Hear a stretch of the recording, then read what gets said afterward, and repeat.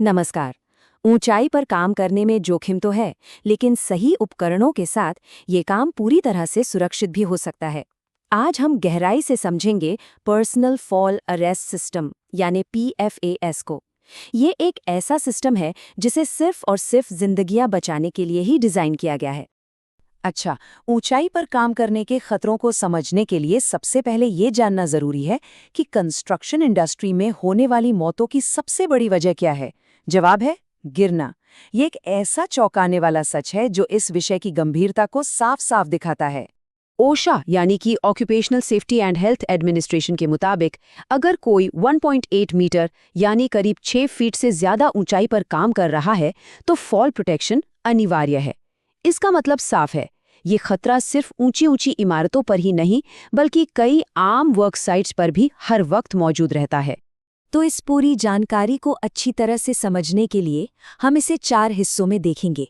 सबसे पहले हम खतरों को पहचानेंगे, फिर PFAS सिस्टम को इसके हर एक पुर्जे के साथ समझेंगे।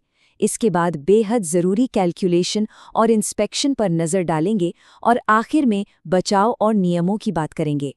तो चलिए, पहला कदम है जोखिम की पहचान। देखिए, किसी भी सुरक्षा उपाय की नींव इस बात पर टिकी होती है कि हम ये समझें कि असल में खतरे हैं क्या, ताकि हम उनसे असरदार तरीके से निपट सकें। तो गिरने का खतरा असल में होता क्या है? इंडस्ट्री स्टैंडर्ड्स के हिसाब से ये सिर्फ ऊंचाई की बात नहीं है। इसमें असुरक्षित किनारे, फर्श में खुली जगहें या रोशनदान जैसी नाजुक सतहों के पास काम करना भी शामिल है। इसके सबसे आम उदाहरण हैं स्कैफोल्ड, छतें और टावर। यहाँ कुछ सबसे आम खतरे दिखाए गए हैं।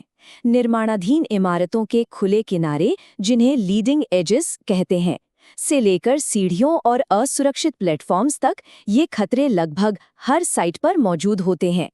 इन्हें पहचानने की काबिलियत ही सुरक्षा की गारंटी का पहला और सबसे ज़रूरी कदम है। तो जब हमने खतरों को पहचान लिया है तो अब समाधान पर ध्यान देते हैं। पर्सनल फॉल अरेस्ट सिस्टम ये कोई एक उपकरण नहीं है बल्कि एक पूरी इंजीनियर्ड प्रणाली है जिसे खास तौर पर इन्हीं खतरों से बचाने के लिए डिजाइन किया गया है। एक PFAS 3 मुख्य हिस्सों से बनता है। पहला एंकरेज यानी वो मजबूत पॉइंट जिससे सिस्टम जुड़ता है। दूसरा फुल बॉडी हार्नेस जिसे पहना जाता है। और तीसरा कनेक्टिंग उपकरण जो इन दोनों को जोड़ता है। याद रखिए, ये सिस्टम अपनी सबसे कमजोर कड़ी जितना ही मजबूत होता है। अगर एक भी हिस्सा फेल हुआ तो पूरा सिस्टम फेल हो जाता है। एंकरेज पॉइंट की मजबूती पर ध्यान देना बहुत ही ज्यादा जरूरी है। इसे हर एक व्यक्ति के लिए कम से कम 5000 पाउंड या 22.2 किलो न्यूटन का बल सहने लायक होना ही चाहिए। ये एक ऐसा इंजीनियरिंग स्टैंडर्ड है जिस पर कोई समझौता नहीं हो सकता, क्योंकि यही पूरे सिस्टम की नींव है। दुनिया का सबसे अच्छा उपकरण भी बेकार है अगर उसे सही तरीके से इस्तेमाल न किया जाए। यहीं पर इंसानी गलती एक बड़ा फैक्टर बन जाती है। हार्नेस को सही ढंग से पहनना बेहद ज़रूरी है। डी रिंग से पकड़कर इसे सुलझाने से लेकर स्ट्रैप्स को इतना कसने तक कि बस 2 उंगलियां अंदर जा सकें, हर एक स्टेप की अपनी अहमियत है। इस बात को हल्के में बिल्कुल मत लीजिए। EHS स्पेशलिस्ट हनुमंत गोडसे के मुताबिक PFAS फेल होने के 60% मामलों की वजह सिर्फ हार्नेस का गलत फिटमेंट होता है। जरा सोचिए, 60% विफलताएं सिर्फ इसलिए क्योंकि हार्नेस ठीक से नहीं पहना गया था। ये आंकड़ा सही प्रक्रियाओं के महत्व को साफ साफ दिखाता है।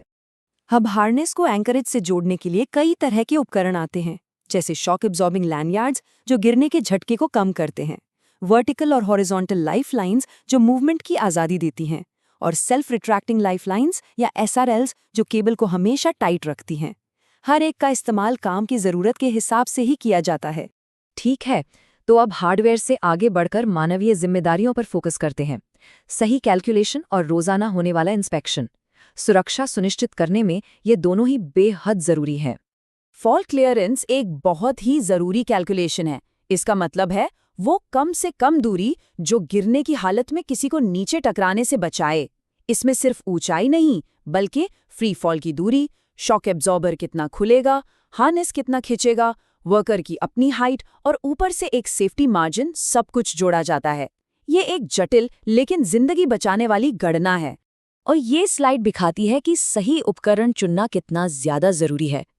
देखिए, एक स्टैंडर्ड शॉक एब्जॉर्बिंग लैनियार्ड को काम करने के लिए करीब 18 फीट की क्लियरेंस चाहिए होती है, जबकि एक SRL इससे काफ़ी कम दूरी यानी 10 से 12 फीट में ही काम कर सकता है। गलत उपकरण चुनने का नतीजा घातक हो सकता है। फॉल्ट क्लियरेंस की गलत कैलकुलेशन का सीधा मतलब मौत हो सकता है। इसीलिए जैसा कि हनुमंत गोडसे कहते हैं, हर एक वर्क साइट पर एक क्लियरेंस चार्ट का लगा होना बेहद जरूरी है। इसमें कोई कोताही नहीं होनी चाहिए। हर बार इस्तेमाल करने से पहले अपने उपकरणों की जांच करना एक ऐसा नियम है जिससे कोई समझौता नहीं हो सकता। हार्नेस में कोई कट या घिसाव तो नहीं है, लैनियार्ड का शॉक पैक खुल तो नहीं गया है, SRL का मैकेनिज्म ठीक से काम कर रहा है या नहीं, और एंकर में कोई दरार या जंग तो नहीं। इन सभी की रोजाना जांच होनी ही चाहिए। कहानी सिर्फ गिरने से बचने पर ही खत्म नहीं होती। हमें ये भी सोचना होगा कि अगर कोई गिर जाए तब क्या होगा, मतलब रेस्क्यू प्लान्स, नियम और इसमें शामिल हर व्यक्ति की जिम्मेदारियां। ये स्लाइड सुरक्षित और असुरक्षित तरीकों के बीच का फर्क साफ साफ दिखाती है। हमेशा सिर के ऊपर एंकर का इस्तेमाल करें और 100% टाई ऑफ बनाए रखें। वहीं दूसरी तरफ फॉल अरेस्ट के लिए कभी भी भूल कर भी बॉडी बेल्ट का इस्तेमाल न करें या लैनियार्ड में गांठ न लगाएं, क्योंकि ये चीजें उपकरण के असर को पूरी तरह खत्म कर सकती हैं। खतरा गिरने के बाद भी खत्म नहीं होता। अगर कोई व्यक्ति हार्नेस में ज्यादा देर तक बिना हिले डुले लटका रह जाए तो सस्पेंशन ट्रॉमा नाम की एक जानलेवा कंडीशन पैदा हो सकती है। इसीलिए बचाव का काम फौरन, मतलब 10 से 15 मिनट के अंदर शुरू हो जाना चाहिए। और इसी वजह से ऊंचाई पर कोई भी काम शुरू करने से पहले एक रेस्क्यू प्लान तैयार होना अनिवार्य है। क्या गिरा हुआ व्यक्ति खुद को बचा सकता है? क्या उसे किसी और की मदद की जरूरत होगी या फिर मैकेनिकल उपकरणों की? इन सारे सवालों के जवाब पहले से तैयार होने चाहिए। ये सब सिर्फ अच्छी आदतें नहीं हैं, बल्कि ये कानूनन ज़रूरी हैं। ओशा और एनसी जैसे मानक इन सभी बातों को अनिवार्य करते हैं। एंकर की ताकत से लेकर शरीर पर लगने वाले अधिकतम फोर्स तक सब कुछ नियमों में बंधा है। ये सिर्फ सुझाव नहीं, ये नियम हैं। तो आखिर में ये समझना सबसे ज़रूरी है कि PFAS सिर्फ कुछ उपकरणों का एक सेट नहीं है। यह एक पूरी की पूरी जीवन रक्षक प्रणाली है और इसे उसी गंभीरता और ध्यान के साथ इस्तेमाल किया जाना चाहिए।